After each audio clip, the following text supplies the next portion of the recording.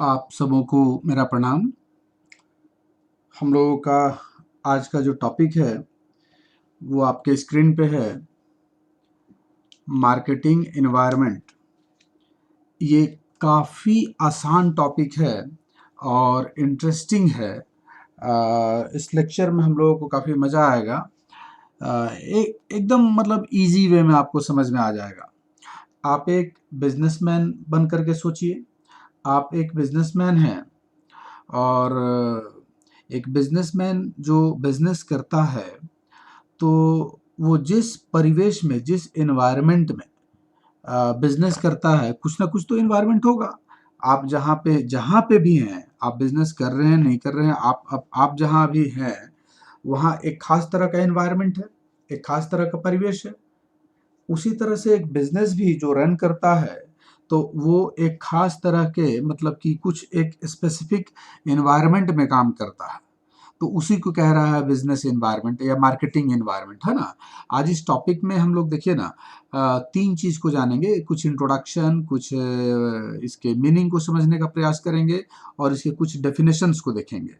तो इंट्रोडक्शन में तो कुछ है नहीं, सिंपल सा है कि इंट्रोडक्शन में यही ना कहेंगे कि जिस परिवेश में भी बिजनेस वर्क करता है, चलता है, काम करता है, उस परिवेश को, उस सिचुएशन को ही क्या कहेंगे? बिजनेस एनवायरनमेंट कहेंगे।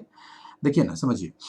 कहता है an organization does not operate in a vacuum. It must interact with its environment in order to function and get success. एक जो ऑर्गेनाइजेशन है, क्या वो वैक्यूम में काम कर सकता है? मतलब किसी तरह का कोई इन्वायरमेंट ना हो, एकदम शून्य में काम तो नहीं कर सकता। जहां भी काम करेगा, जहां भी वो एस्टेब्लिश रहेगा, कुछ ना कुछ तो एक इन्वायरमेंट होगा, होगा ना। एक ऑर्गेनाइजेशन जो है वो does not operate in a vacuum, मतलब वो एकदम वैक्यूम में काम नहीं कर सकता, शून्य में काम नहीं कर सकता, है ना। उसको उसको इन्वायरमेंट से इंटरेक्ट करना ही पड़ेगा काम करने के लिए और सक्सेस पाने के लिए, है ना। अगर आप चाहते हैं कि आप काम करें, सक्सेस, सफलता मिले, तो इन्वायरमेंट के साथ आपको इंटरेक्ट करना पड़ेगा। जहां भी आपका बिजनेस है वहां के इन्वायरमेंट से आपको इंटरेक्शन होगा, आपको इंटरेक्ट करना पड़ेगा। उसके साथ आपको मतलब क्या करेंगे, एडजस्टमेंट करके काम करना पड़ेगा। An organisation interacts with the various forces, है ना, which are available in the environment।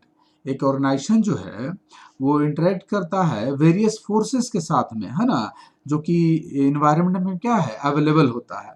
मतलब कई तरह के इन्वायरमेंट में कई तरह के फोर्सेस पाए जाते हैं। जहां आपका बिजनेस ऑर्गेनाइजेशन है, जो भी आप बिजनेस करते हैं ना, वहाँ वहाँ पे कई तरह का फोर्सेस होगा, है ना, जो आपके बिजनेस को क्या करता है, अफेक्ट करता है ना। तो उनसे आपका इंटरेक्शन जरूरी है, वो इंटरेक्ट करना ही पड़ेगा अगर आपको काम करना है और सफलता पाना है तो। और ये इन्वायरमेंट में रहता ही रहता है ना। ठीक है। हाउएवर, लेवल ऑफ इंटरेक्शन में differ from organisation to organisation. अब ये जो इंटरेक्शन का जो लेवल होगा, आप किस तरह से उसको हैंडल करते हैं, किस तरह से उसको डील करते हैं, ये वैरी करेगा ऑर्गेनाइजेशन टू ऑर्गेनाइजेशन। मतलब एक ऑर्गेनाइजेशन का हैंडलिंग कैपेसिटी दूसरे ऑर्गेनाइजेशन का जो हैंडलिंग कैपेसिटी होगा वो डिफरेंट होगा, है ना। तो सबका जो इंटरेक्शन का जो कैपेसिटी होगा वो क्या होगा, अलग होगा। इन्वायरमेंट से डील करने का जो कैपेसिटी होगा वो अलग होगा, है ना। कहता है कि a business depends on certain internal and external factors. एक जो बिजनेस है वो डिपेंड करता है काफी हद तक किस पर, वो इंटरनल एंड एक्सटर्नल फैक्टर्स के ऊपर, है ना। मतलब जो बहुत, देखिए, जो फैक्टर्स हैं इन्वायरमेंट में, दो तरह का फैक्टर है, इंटरनल और एक्सटर्नल। ये दोनों ही आपके बिजनेस को अफेक्ट करता है ना। कुछ पे आपका कंट्रोल होता है, कुछ पे आपका कंट्रोल नहीं होता है। तो ये जो फैक्टर्स हैं ना, एनवायरमेंटल फैक्टर्स, इसी को कह रहा है बिजनेस एनवायरमेंट। देखिए ना, आगे समझ में आ जाएगा।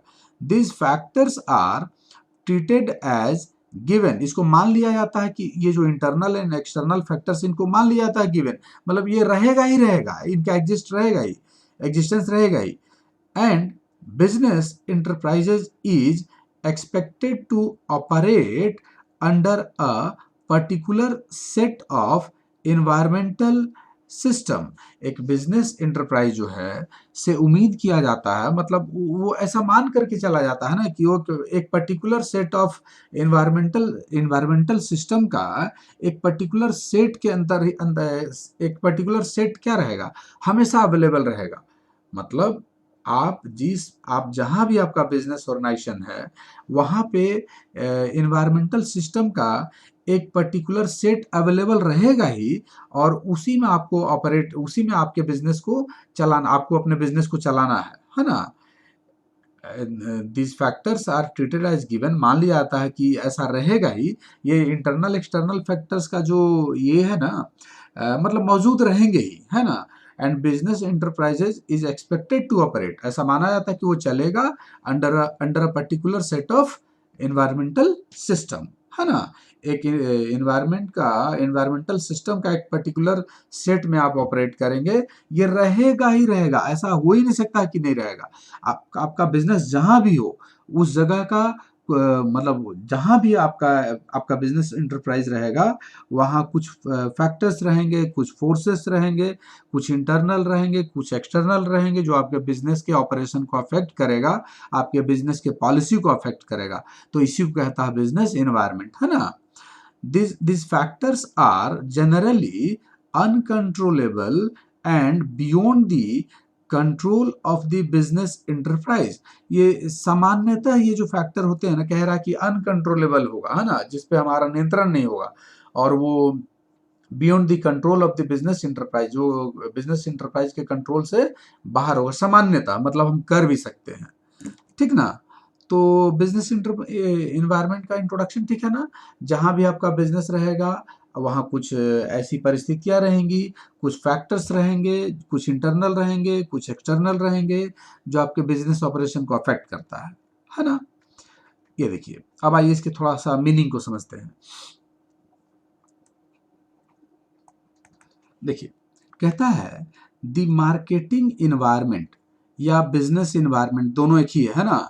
मार्केटिंग इन्वायरमेंट बोले या बिजनेस इन्वायरमेंट बोलो, दोनों एक ही है। Refers to all internal and external factors and forces. कह रहा ना कि मार्केटिंग इन्वायरमेंट या बिजनेस इन्वायरमेंट किसको रेफर कर रहा, तो कह रहा है कि to all internal and external factors, मतलब कि सारे इंटरनल और एक्सटर्नल फैक्टर्स को रेफर कर रहा है ना। जो जो विच विच डायरेक्टली और इनडायरेक्टली, है ना, या तो डायरेक्ट प्रत्यक्ष रूप से या परोक्ष रूप से, है ना, influence the organisation's decisions related to marketing activities. देखिए, बड़ा क्लियर लिखे हुए है। एक ऑर्गेनाइजेशन है ना, एक ऑर्गेनाइजेशन का जो डिसीजन होगा किससे रिलेटेड, तो मार्केटिंग एक्टिविटी से रिलेटेड। एक ऑर्गेनाइजेशन का जो भी डिसीजन है मार्केटिंग एक्टिविटी से रिलेटेड, है ना, तो उस डिसीजन को कह रहा ना कि डायरेक्टली और इनडायरेक्टली इन्फ्लुएंस करता है। कौन इन्फ्लुएंस करेगा, तो इंटरनल एंड एक्सटर्नल जो फैक्टर्स एंड फोर्सेस हैं, है ना। तो ये जो internal and external factors and forces है, इसी को कहता है क्या चीज, मार्केटिंग इन्वायरमेंट या बिजनेस इन्वायरमेंट, है ना। आसान है।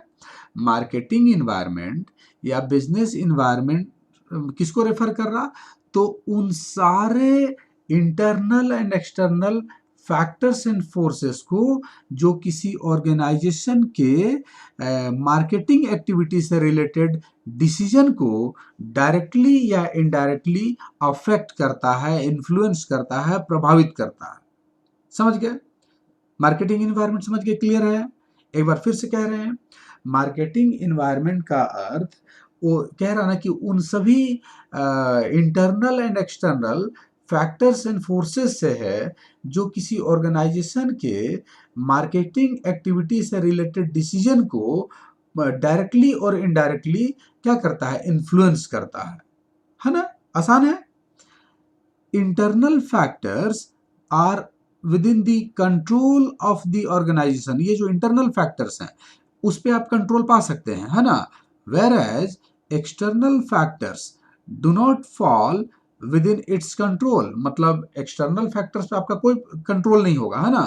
The external factors include government, technological, economic, social and competitive forces. आप सोचिए ना, क्या गवर्नमेंट पे, टेक्नोलॉजिकल पे, आपका इकोनॉमिक हो गया, सोशल हो गया, कंपटीशन, कॉम्पिटेटिव फोर्सेस, इन पे क्या कंट्रोल रहेगा आपका? कुछ कंट्रोल नहीं रहेगा। Whereas organisation's strength, weaknesses and competencies form the part of internal factors। ये जो ऑर्गेनाइजेशन का क्या है, ऑर्गेनाइजेशन का जो स्ट्रेंथ होता है, उसका जो वीकनेस होता है, उसकी जो कॉम्पिटेंसीज है ना, इन्हीं के कारण इंटरनल फैक्टर्स का क्या होता है, क्रिएशन होता है, और इन पे सामान्यतः आपका क्या होता है, कंट्रोल होता है। आप सोच के देखिए, आपका जो ऑर्गेनाइजेशन है, ऑर्गेनाइजेशन का जो स्ट्रेंथ्स है, जो वीकनेसेस हैं, जो कॉम्पिटेंसीज हैं, है ना, इन्हीं के कारण, इन्हीं तीनों के परिणाम स्वरूप इंटरनल फैक्टर्स का क्रिएशन होता है, जिस पे आपका कंट्रोल होता है ना। तो मार्केटिंग इन्वायरमेंट समझ गए या बिजनेस इन्वायरमेंट समझ गए? एक बार फिर से कह रहे हैं, मार्केटिंग इन्वायरमेंट कह लें या बिजनेस इन्वायरमेंट कह लें, मार्केटिंग इन्वायरमेंट या बिजनेस इन्वायरमेंट से तात्पर्य कहता है ना कि उन सारे internal and external factors and forces से है जो कि किसी ऑर्गेनाइजेशन के मार्केटिंग एक्टिविटी से रिलेटेड डिसीजन को डायरेक्टली या इनडायरेक्टली क्या करता है, इन्फ्लुएंस करता है, प्रभावित करता है ना। और इंटरनल पे आपका कंट्रोल होता है, एक्सटर्नल पे कोई कंट्रोल नहीं होता है। इंटरनल फैक्टर्स का क्रिएशन कैसे होता है? तो ऑर्गेनाइजेशन के अपने स्ट्रेंथ, वीकनेस एंड स्ट्रेंथ हो गया, वीकनेसेस हो गया, और क्या है, कॉम्पिटेंसीज के कारण होता है। इन्हीं के चलते इंटरनल फैक्टर्स का क्रिएशन होता है ना। देखिए, बहुत ही दो लाइन में कैसे, बहुत शॉर्ट में कह सकते हैं कि मार्केटिंग इन्वायरमेंट क्या है। Marketing environment means all those factors which affects the policies of a business unit। मतलब बहुत आसान है, किसी बिजनेस का जो क्या है, किसी बिजनेस यूनिट का जो जो भी पॉलिसी है ना, उसको अफेक्ट करता है ना। Marketing environment means all those factors. Marketing environment का से अर्थ उन सारे फैक्टर्स से है, उन सारे फैक्टर से है जो कि किसी बिजनेस यूनिट के पॉलिसीज को क्या करता है, अफेक्ट करता है, ठीक ना। उन सारे बिजनेस इन्वायरमेंट मीन्स वो फैक्टर्स एंड फोर्सेस, है ना, फैक्टर्स एंड फोर्सेस जो कि किसी बिजनेस यूनिट के पॉलिसीज को क्या करता है, अफेक्ट करता है, ठीक ना। आसान है। आइए आगे बढ़ें और हम लोग कुछ डेफिनेशंस को देखें। ये रहा आपका कुछ डेफिनेशंस। आइए, कहता है few important definitions of marketing environment are, कुछ इंपॉर्टेंट है। फिलिप कॉटलर साहब का देखिए क्या कहना है। कहते हैं कॉटलर साहब कि अ कंपनीज मार्केटिंग इन्वायरमेंट, ध्यान दीजिएगा, अ कंपनीज, एक कंपनी का marketing environment consist of the internal factors, है ना, एंड फोर्सेस। ये जो कोटलर साहब का कहना है कि मार्केटिंग इन्वायरमेंट में क्या शामिल है, तो ये कंपनी का इंटरनल फैक्टर्स एंड फोर्सेस, है ना, जो कि which affect the companies ability, जो कि कंपनी के एबिलिटी को अफेक्ट करता है ना। टू कैसा एबिलिटी है, to develop and maintain successful transactions and relationship with the company's target customers. देखिए, जितनी भी कंपनियां हैं सबका एक क्या रहता है, एक कस्टमर ग्रुप रहता है, टारगेट कस्टमर ग्रुप रहता है। तो ये जो टारगेट कस्टमर ग्रुप है, इनके साथ जो रिलेशनशिप है ना, इनके साथ जो हर कंपनी चाहता है कि टारगेट कस्टमर के साथ रिलेशनशिप बना रहे और उनके साथ सक्सेसफुली ट्रांजेक्शन्स होता रहे, है ना। तो ये जो कंपनी का जो पॉलिसी है कि टारगेट कस्टमर्स के साथ रिलेशनशिप बना रहे, हमारा ट्रांजैक्शन सक्सेसफुली होते रहे, है ना। तो इनके ये हर कंपनी चाहता है कि ये क्या हो, डेवलप एंड मेंटेन रहे, मतलब कि ये बढ़े, ट्रांजैक्शंस बढ़े और ये मेंटेन करके रखें। इन दो बातों को मेंटेन करना है, ट्रांजैक्शन सक्सेसफुली हो और जो रिलेशनशिप है वो कंपनी चाहता है कि टारगेट कस्टमर्स जो है उनके साथ रिलेशनशिप बना रहे। तो ये जो एबिलिटी है ना, इसी को अफेक्ट कर देता है ना। A company's marketing environment consist of the internal factors and forces which affects the, जो कि अफेक्ट कर दे रहा है। ये जो कंपनी का मार्केटिंग इन्वायरमेंट क्या है, कंपनी का जो मार्केटिंग इन्वायरमेंट में शामिल है इंटरनल फैक्टर्स एंड फोर्सेस, जो कि विच अफेक्ट करता है कंपनीज के एबिलिटी को। तो एबिलिटी किस बात का है भाई, तो डेवलप करना है और मेंटेन करना है, इन दो बातों को डेवलप एंड मेंटेन करना है।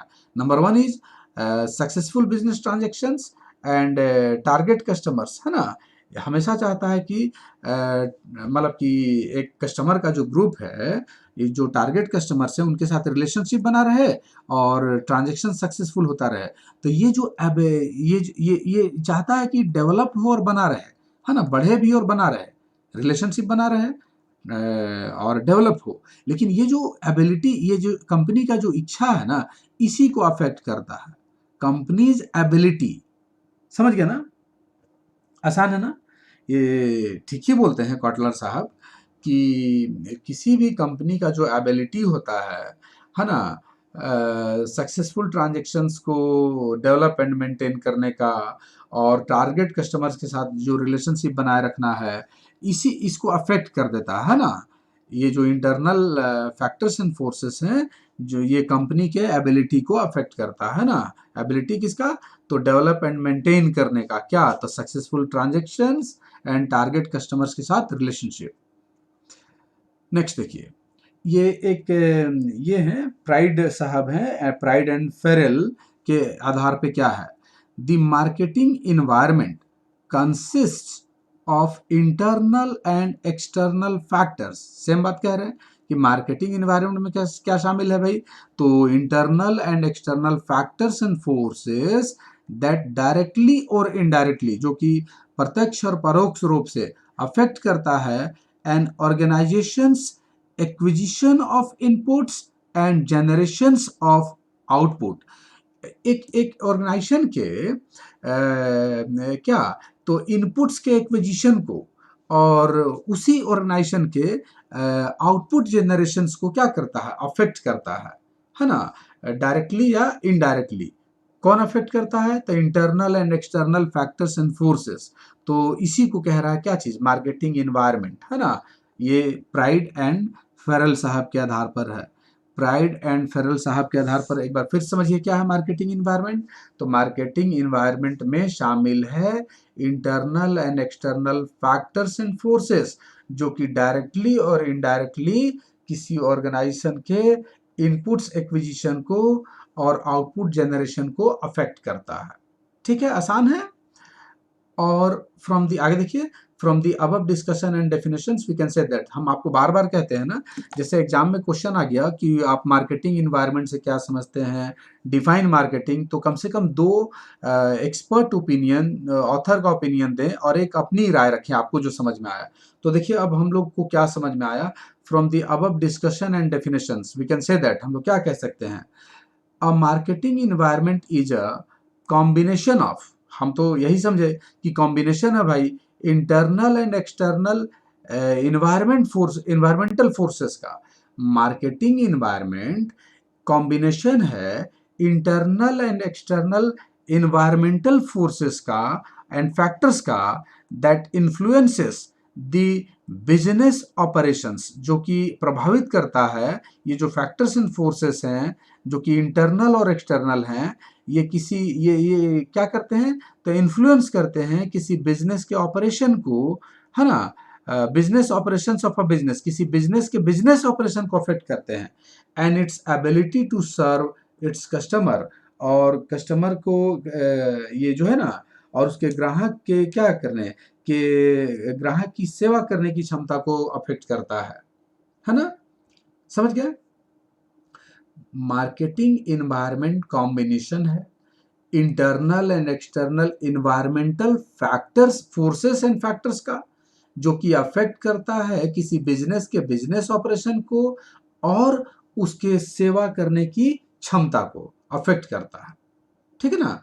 कस्टमर को जो सर्विस देना है ना, उसको वो जो एबिलिटी है कस्टमर को जो सेवा देने का, इसको अफेक्ट करता है।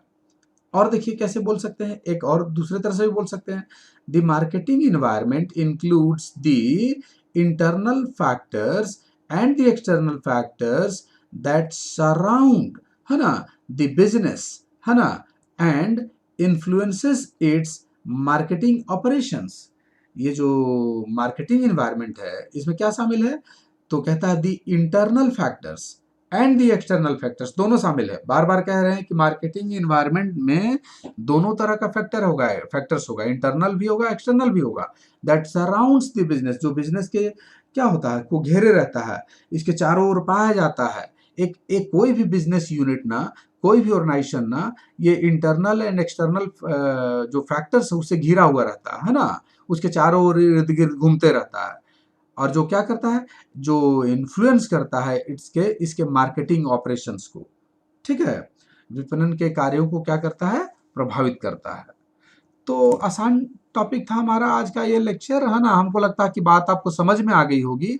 एकदम आसान टॉपिक था। Marketing environment means internal and external factors and forces, जो किसी बिजनेस इंटरप्राइज के क्या कह ले, बहुत सिंपल शब्दों में अफेक्ट करता है। तो उसके पॉलिसी को अफेक्ट करेगा, और यही ना करेगा, जो उसका प्लान होगा उसको अफेक्ट करेगा।